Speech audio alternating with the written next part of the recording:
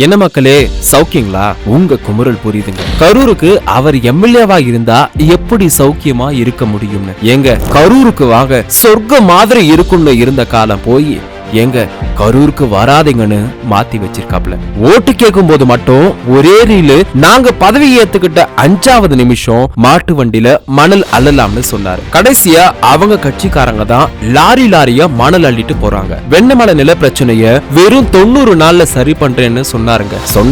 சொன்னவரு தான் எங்க போனாருன்னே தெரியலங்க. கரூர் முழுக்க தேடியும் அந்த எம்எல்ஏவை ஆளையே காணோம். போஸ்டர் ஒட்டாத குறைதாங்க. கரூரை தான் இப்படி பண்ணி வச்சிருக்காங்கன்னு பார்த்தா நம்ம தமிழ்நாடு அதுக்கு மேலங்க. பெண்கள் பாதுகாப்புல தொடங்கி சட்டம் ஒழுங்கு, தூய்மை பணியாளர் போராட்டம், செவிலியர் போராட்டம், சாம்சங் ஊழியர்கள் போராட்டம், விவசாயிகள் போராட்டம்னு மக்கள் படுற பாட சொல்ல வார்த்தையே இல்லைங்க. பெண்களுக்கு எதிரான குற்றங்கள் தமிழ்நாட்டுல வருஷத்துக்கு 7000க்கு மேல பதிவாகுதுங்க. குழந்தைகளுக்கு எதிரான குற்றங்கள் வருஷத்துக்கு 4000க்கு மேல பதிவாகுதுங்க. சட்டம் ஒழுங்கு ஐபிசி கிரைம்ஸ் எடுத்துக்கிட்டாலும் வருஷத்துக்கு 1.5 லட்சத்துக்கு மேல கேஸ் பதிவாகுதுங்க. வர 2026ல எல்லாரும் சேர்ந்து ஒரு முடிவெடுப்போங்க.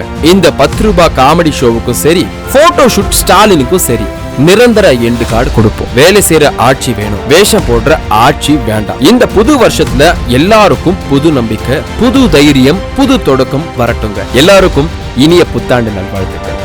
அனைவருக்கும் வணக்கம். கடந்த 2021ஆம் ஆண்டு நடைபெற்ற பொது தேர்தலில் சுமார் 525 பொய்யான வாக்குறுதிகளை கொடுத்து தமிழக மக்களை ஏமாற்றி ஆட்சிக்கு வந்த விடியா திமுக அரசு கடந்த 4.5 ஆண்டு காலம் தமிழக மக்களை வஞ்சித்து கொடுத்த வாக்குறுதிகள் எதையும் நிறைவேற்றாமல் மக்களை ஏமாற்றுகின்ற வெற்று விளம்பரத்துக்காக மாநாடுகளை மட்டும் நடத்துகின்ற ஒரு அரசாக இந்த அரசு செயல்பட்டுக் கொண்டிருக்கிறது. இன்று சட்டம் ஒழுங்கு சந்தி சிரித்துக் கொண்டிருக்கிறது. தினந்தோறும் கொலை, கொள்ளை, பாலியல் வன்கொடுமை என்று தினந்தோறும் பத்திரிகைகளில் செய்திகள் வந்து கொண்டிருக்கிறது. அது மட்டுமல்ல, பொதுமக்களுக்கும் அரசு ஊழியர்களுக்கும் கொடுத்த வாக்குறுதி எதையும் நிறைவேற்றாமல் இன்று ஆசிரியர்களும் செவிலியர்களும் மற்றும் பொதுமக்களும் சாலையிலே அமர்ந்து போராடக்கூடிய நிலை ஏற்பட்டிருக்கிறது. இந்த விடியா திமுக அரசை வீட்டுக்கு அனுப்ப வேண்டும். அதற்கு 2026 பொது தேர்தலில் மாண்புமிகு அம்மாவுடைய அரசு, மாண்புமிகு புரட்சி தமிழர் எடப்பாடியார் தலைமையிலே அமைய வேண்டும். அப்பொழுதுதான் இதற்கெல்லாம் ஒரு நல்ல தீர்வு கிடைக்கும் என்று இந்த புத்தாண்டில் நாம் எல்லாம் சபதம் ஏற்போம். இந்த வரக்கூடிய